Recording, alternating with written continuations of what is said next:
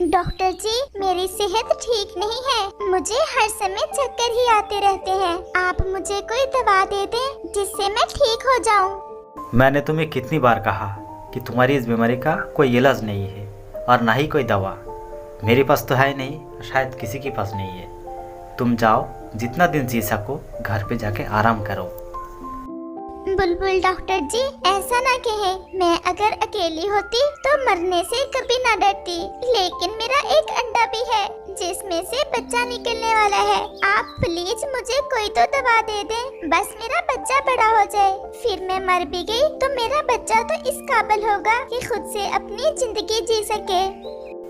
कोई भी दवा तुम्हारा काम नहीं आएगा, बल्कि तुम्हारी इस बीमारी को और भी बढ़ाएगा। और फिर चिड़िया निराश होकर वहाँ से चली जाती है। चिड़िया अपने घोंसले में गुमसुम सी होकर बैठ जाती है। अब मैं क्या करूं? मेरे अंडे का क्या होगा अगर मैं मर गई तो? मुझे अपने अंडे को किसी को दे देना चाहिए जो मेरे बच्चे का ध्यान रख सके। लेकिन ऐसा कौन होगा जो मेरे बच्चे का ध्यान रख सके? मैं ऐसा करती हूँ कि कव्वे के पास जाती हूँ। मैं भी तो बहुत बार उसके काम आई हूँ, वो मेरी मदद जरूर करेगा। और फिर मीनू चिड़िया कालू कव्वे की तरफ चली जाती है। कव्वे भैया, शायद मैं अब ज्यादा समय तक जिंदा न रह सकूं। मुझ पर एक दया करो। अरे तुम बीमार हो तो क्या हुआ, एक दिन ठीक हो जाओगे। सब तो बीमार होते हैं और ठीक भी हो जाते हैं। कव्वे भैया, ये मेरा अंडा है। इसमें से कुछ दिनों में बच्चा निकलने ही वाला है। आप प्लीज मेरा अंडा अपने पास रख लो। अगर मैं मर गई तो मेरे छोटे से मासूम बच्चे का क्या बनेगा? ना बाबा ना, अगर कोई और काम होता तो शायद मैं मान ही जाती। इतनी बड़ी जिम्मेदारी हम नहीं ले सकते। मेरे तो अपने अंडे से बच्चा निकलने वाला है। वैसे भी तोते के साथ तुम्हारे अच्छे संबंध हैं। तुम ये अंडा तोते को ही दे दो। और फिर मीनू चिड़िया वहाँ से निराश होकर वापस चली जाती है। तुम ऐसा क्यों कह दिया? उसका मदद करना चाहिए था। जो अपने अंडे की रक्षा कर रही हूँ, अच्छा काम ही कर रही हूँ। मुझसे नहीं होती किसी और के अंडे की रक्षा। मीनू चिड़िया सीधी तोते के पास जाती है। तोते भैया, मेरा ये अंडा तुम अपने घोंसले में रख लो। मैं बहुत बीमार हूँ, मेरा कुछ पता नहीं मैं कब मर जाऊँ। इतना बड़ा जिम्मेदारी का काम मुझे न सौंपो मीनू। तुम तो जानते हो मैं अकेला हूँ, बाहर खाने के लिए भी जाता हूँ। तुम्हारी इस अंडा का रक्षा मैं नहीं कर सकती। तुम एक काम करो, कबूतर तो तुम्हारा अच्छा दोस्त है। और फिर चिड़िया निराश होकर कबूतर की तरफ चली जाती है। लेकिन कबूतर भी चिड़िया का अंडा अपने पास नहीं रखता। और फिर ऐसे मीनू चिड़िया वापस अपने घोंसले में चली जाती है। और फिर ऐसे ही रात हो जाती है।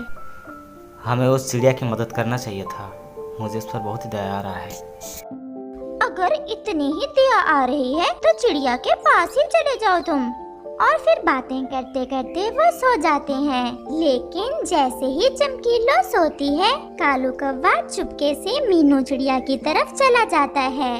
और जैसे ही कालू कौवा मीनू चिड़िया के घोंसले में पहुंचता है, चिड़िया तो मरी पड़ी थी। कौवा ये देखकर रोने लग जाता है। मीनू चिड़िया, हमको छोड़कर तुम क्यों चली गई? तुम्हारे जीते जी तो हम तुम्हें कोई मदद नहीं कर पाया, लेकिन तुम्हारे चले जाने के बाद इस अंडे का ध्यान मैं रखूंगा और इससे जो बच्चा निकल आएगा उसका पालन पोषण भी मैं ही करूंगा। मैं तुम्हें पसंद देता हूँ। चमकीलो कौवी तो गहरी नींद सोई होती है। कालू कौवा चुपके से अंडा अपने अंडे के पास ही रख देता है और सो जाता है। और फिर सुबह हो जाती है, लेकिन कालू कौवा अभी तक सोया हुआ था।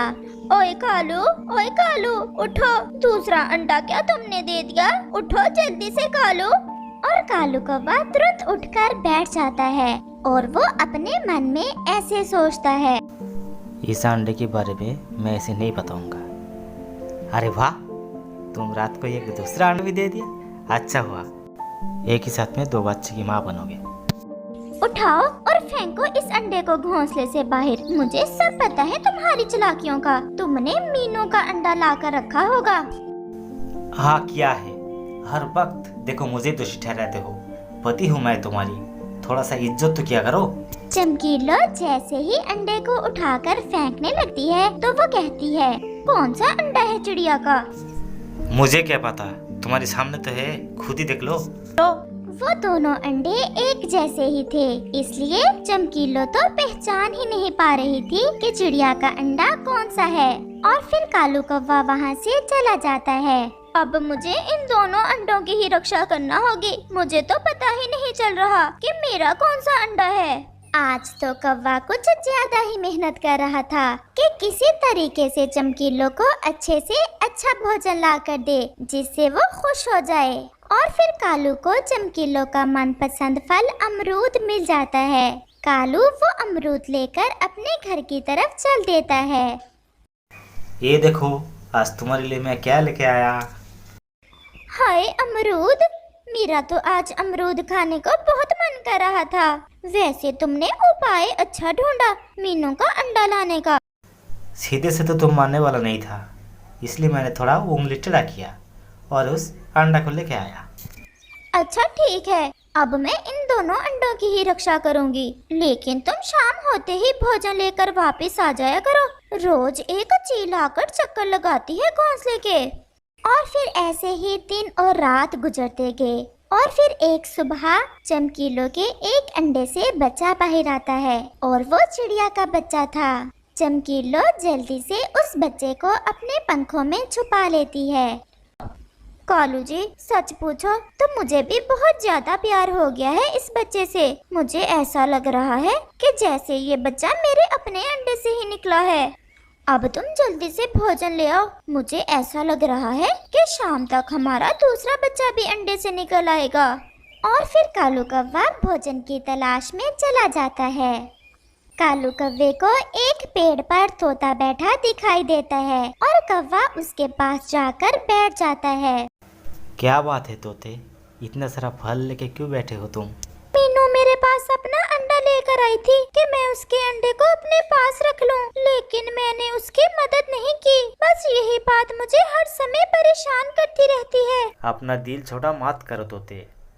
अगर तुमने नहीं किया तो क्या हुआ, मैंने तो किया। मैंने उस चिड़िया का अंडा को मेरे पास ला के रखा था और आज सुबह उस अंडा से एक बच्चे भी निकल आया। तुम चाहो तो मेरे साथ जा सकते हो और जाके उस बच्चे को देख भी सकते हो। तो फिर चले, मुझे जल्दी से देखना है उस चिड़िया के बच्चे को।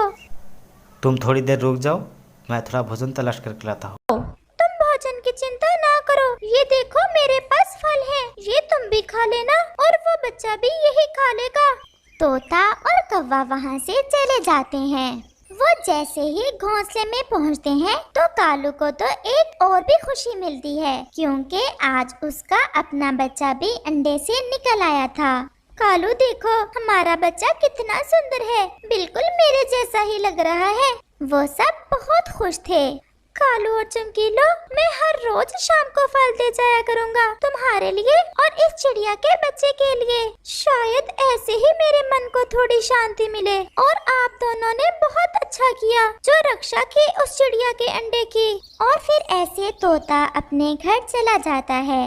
गोरी और कालू उस चिड़िया के बच्चे का अपने बच्चे की तरह ही प्यार करते हैं और बाकी पक्षी भी उस बच्चे का बहुत प्यार करते हैं और हर रोज तरह तरह के फल उसके लिए लेकर आते हैं। अब तो चमकीलो कौवी और कालू कौवा कुछ ज्यादा ही खुश थे।